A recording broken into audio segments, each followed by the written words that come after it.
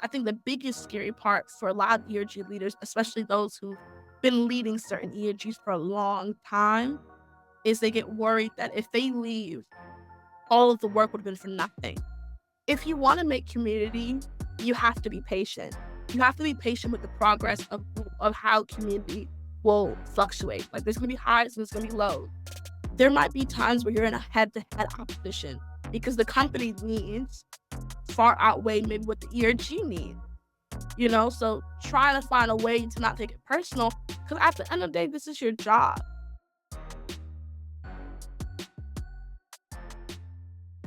Welcome to another episode of the ERG Movement Podcast. Here we bring on some really dope people within the ERG space just to share best practices and learnings with you all. Today, I'm really excited actually to introduce Tiffany. At this point, we go way back. No, Excited literally. on the show. I always like to kick off. Just a general introduction of yourself and how you got into the ERG space. Um, First off, thank you for having me. Just to add this little tad bit, we've been trying to do this for like over a year now, and I'm just so happy. But my name is Tiffany Loncke. I spell it Lunk. I don't mind if it's spelled differently, but I just say Lunk. When I went to Barnard College, which is an all women's college located in New York City. It's located, I call it the Harlem area, but it's actually labeled the Morningside Heights area. But I call it Harlem. 'Cause I think that Barnard and Columbia does a lot in the Harlem environment, so I think it's appropriate to call it Harlem. And I was very fortunate to go there and graduate, and I minored in race and ethnical studies. So I think that's honestly where my desire and constant need to be in social environments started from. Is not only did I was in a space where I was educated on race and ethnicity, but I also had the opportunity to see it in a very like academia sense. And then post graduating from Barnard, I graduated in the pandemic actually in the class of 2020. I was really yearning for a community and yearning for a sense of feeling of belonging. And I worked at a few companies that were a bit smaller, so didn't have the space to start an ERG group or even have the funds to even do something like that. So when I later left that company and started working in a tech company, in tech, I feel like ERGs are constantly like thrown out and something that's constantly talked about. And I and just to give her credit, two people who really pushed me to be a part of the ERG was Becca Dawn and Rosie. Those two women really pushed me to be a part of the ERG, and I was one of the members before we changed off to become different ERGs of Loud, which was Petitioners Organizing for Unity and Diversity. I think it's a fantastic name, by the way. And then leaving Lattice and working now at my company where I'm working actually at my alumni institution, Barnard College.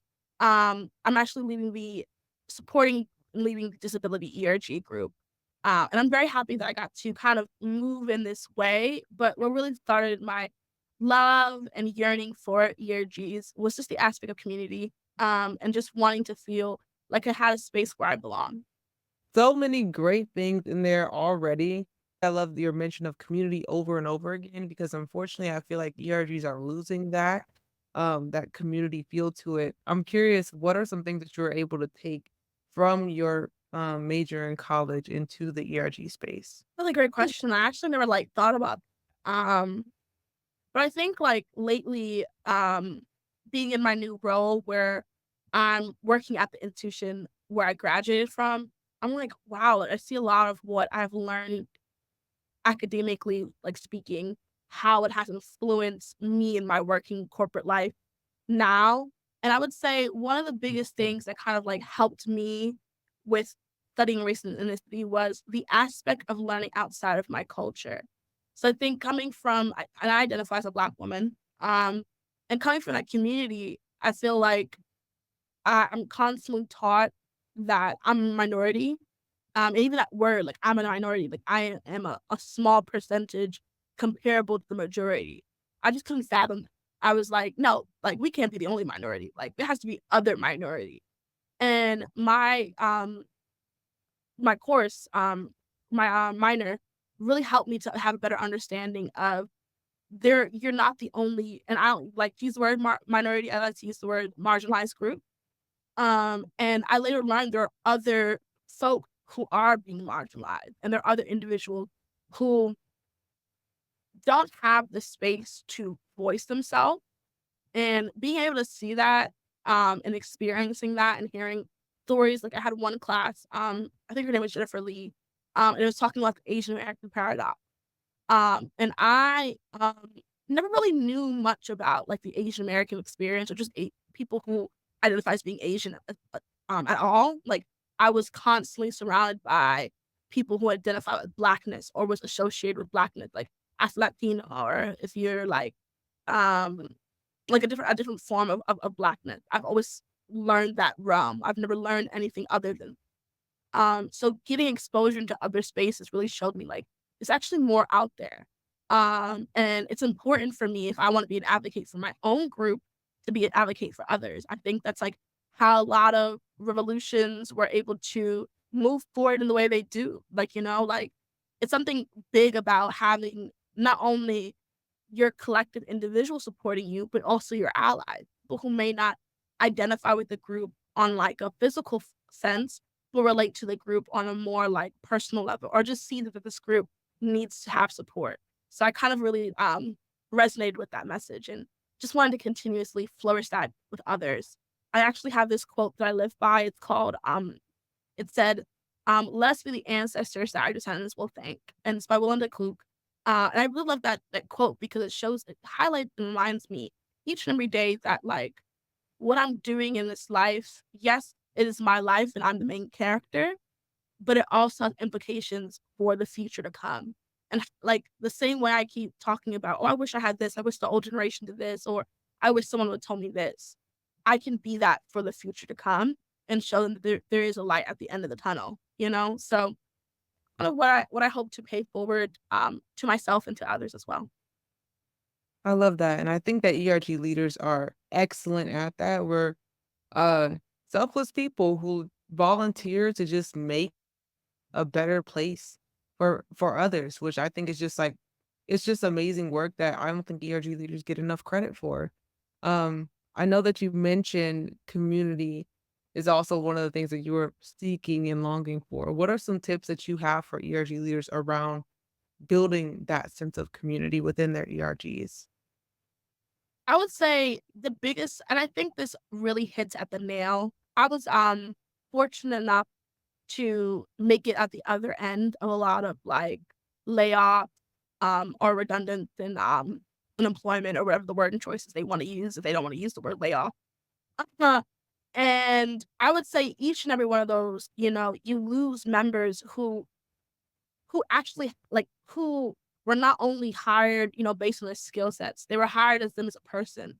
And I think in my line of work where I'm was naturally um engaging with these people on a day-to-day basis, it really highlighted to me like if you want to make community, you have to be patient and you have to be an active listener. And I think those two things go really hand in hand. Like you can't do more of one and do less of the other. Like you have to give both of each. And what I mean by give both of each is that you have to be patient with the progress of how community will fluctuate. Like there's gonna be highs and there's gonna be lows. But it's a matter of being an active listener. That's when the active listening comes in where you're listening not just to like listen, but you're listening to say, okay, like this is what this person needs in this time, or this is what is a better solution for next time, or this is something that we should be mindful of. I think having those two things is needed for ERG leaders, especially those who are looking to build a space of community. And then lastly, I think the biggest one that I feel like we as people don't do well in, and I don't think it's like, oh, we're just not good at it. I think it's just that we're not really taught it on like a fundamental schooling way. It's how to actually give feedback. Like, I think it's the biggest thing. I think that people are so worried about not wanting to offend the other person or not wanting to say something and then them be the outcast or, not wanting to speak because then they're going to be the spokesperson each and every time. Like everyone's going to look to them to be the spokesperson. It's kind of like that bystander effect, you know? So I think that's honestly the last big one is feedback, is being open to feedback, no matter if it's constructive, if it's positive, and recognizing that you don't have to abide by every feedback. You just have to be patient, be an active listener, and just be open to it. That's it. So I think honestly, those are the biggest 3 things that are needed. So much that you just said. Doubling down on the feedback piece, what's a scenario where you feel like within ERGs where feedback is important and the need to be an active listener when it comes to feedback as well? One is being open to the idea, the fact that majority of the time people do not read. Say that with a grain of salt as well, but also I think with the biggest of salt, people really don't read. So, you're gonna have people who are gonna ask you the same questions over and over again in the sense of like, it probably was in the event description. It probably was in like some email blast. But they're gonna be like, no, wait, is that food for this event? Like in the email blast, it says that there's gonna be food, like food, you know what I'm saying? Like, so just again, being patient, being an active listener, and then being open to that feedback. You have to remind yourself that like just because you're so tunnel vision in what you're doing doesn't mean that other people are not as tunnel vision. And doesn't mean that I think that when you feel like you're becoming a bit tunnel vision, you should then figure out the best course of action to kind of get yourself out of that. Because yes, it's important to be focused on the target and to be focused on what you need. But by doing that, you may not recognize the full implication of what you're doing because you're so tunnel focused.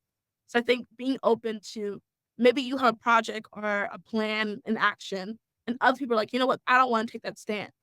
I think a biggest one, especially in the Black community, is like respectability politics. It's like, it's a constant debate within the community of like, I don't want to do things just because I feel like it will make me palatable to white folks, or I should be doing this because it's what is usually the career trajectory for people with my identity. No, we should be open to folks in our community who are doing things that are outside of the scope, and not make their ideas feel like it's not feasible or impossible. So I think, yeah, just to give a short example, like it's an example. No, I love that. And even with a learning from there for a lot of ERG leaders is sometimes um, the feedback might come in unique ways. So Yeah, even like you mentioned, like with the event description piece, if members are constantly bringing that up and it's in the description, that's feedback that you still didn't make it clear enough. So you have to be open to adjusting how you're doing things, even though, like you said, your tunnel vision and it makes sense to you, might not make sense to them. Um, exactly. so that I mean, I love that as feedback, and I really hope that ERG leaders take that piece away, and how members give feedback.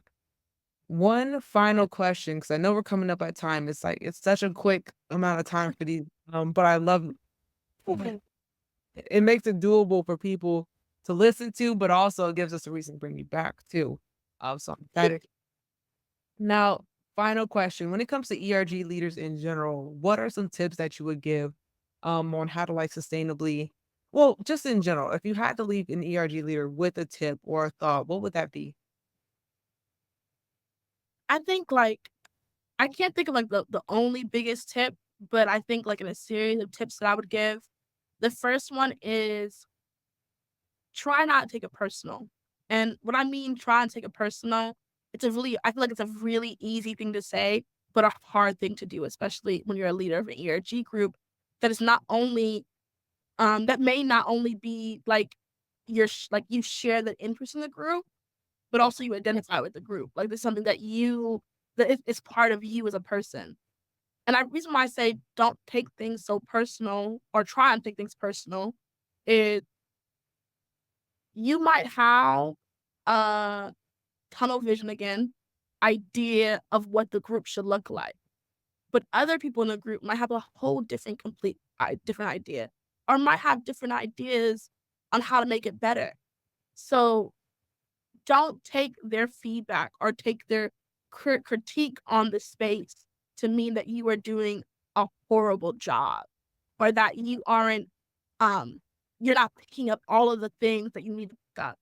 There are things that you're gonna be blind spotted on because you're not you're not someone who's like, I don't think anyone can see the whole entire picture of a situation and tell you before the situation happened what all the implications is gonna arise from it. I don't think anyone can do that, in my opinion. But I think there's a level of flushing flushing through your ideas and flushing through what you wanna do, um, to realize, "Okay, like, this is what it is."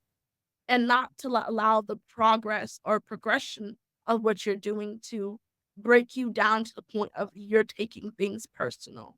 And I think, Mhm, to add to, like, my last bit about that is, like, especially when you're, I feel like most ERGs, sometimes you get an executive sponsor. You have, like, a member or a person in the role who's on the C-suite or executive team, and they are the person who's kinda like the person you're constantly talking to about, like, what's going on in your ERG or what do you need or what things do you see coming. There might be times where you're in a head-to-head opposition because the company needs far outweigh maybe what the ERG needs, you know? So trying to find a way to not take it personal, because at the end of the day, this is your job. Like, yes, the ERG group is what you should be doing and not what you should be doing, but what I hope that you want to do. Um, but at the end of the day, it's not the thing that's like paying you and giving you money in this job. So I feel like, be mindful of how you're moving in those spaces. Um, and then my last series of tips is make sure you are carving out time for you, because I feel like when you are working at your company and then being part of ERG, you most likely are part of like the social groups, like your office hostess, like when they want to do like fun events in the office or things like that. Like you probably maybe probably like a person who's involved in it or like volunteer. I'm not saying don't do it, but I'm saying making sure that what you have on your plate is feasible. What you're doing each and every day is feasible for you. And feasible can be like, yes, it feels a bit overwhelming, but it gives me joy. It makes me feel empowered to continuously do the work that I'm doing at this company because of the work that I'm doing with my ERG. So that's fine. But if it's coming to a point where it bring you down, not only in your work, but in your personal life, I think it's time for you to kinda, like, reevaluate what you actually can manage. And I think it's hard. It's hard for a lot of people, especially when you don't wanna feel like you're letting people down or you don't what I think the biggest scary part for a lot of ERG leaders, especially those who've been leading certain ERGs for a long time, is they get worried that if they leave, all of the work would have been for nothing. That no one is going to replace them, or the person who's going to replace them can't replace them in the way that they, like, gave it all to them, to the point where it's like, "Okay, I don't wanna leave, and I don't want anyone else to take my role because I don't know if they're gonna do it the way that I'm gonna like, how I've been doing it," and, then we're gonna have dissatisfied members. I think it's a level of, again, back to my, original point, it's a level of not taking it so personal, and I mhm. know that's easy to say, uh but I think it's feasible. It's just that you have to learn how to maneuver and figure out for your own interest of what does alignment look like for you. I don't believe in a work-life balance. I believe in a work-life alignment, where you can align the things to work with each other, but this is really hard to, like, I don't think it's feasible to balance them. I think you're always gonna dip into one more than the other, you know? I'm completely aligned with you, and I love how you mentioned that. Even when you're thinking about the broader interests of about the interests of the broader group, it makes it a lot easier to not take personal when the thing that you want to see to come to life doesn't. Because there's other people at stake here. Just so many gems already guaranteed gonna have to have you back. But also, hopefully, I'll see Oh, you at the ERG engagement tour. I'm excited to see you there where you get to meet in person. Hopefully, I'll get of you all listening too. This has been another amazing episode of the ERG Movement Podcast. Of course, I'll have information on how you can connect with me down below in the description. We'll see you all next time. and then my sounds good. Next time.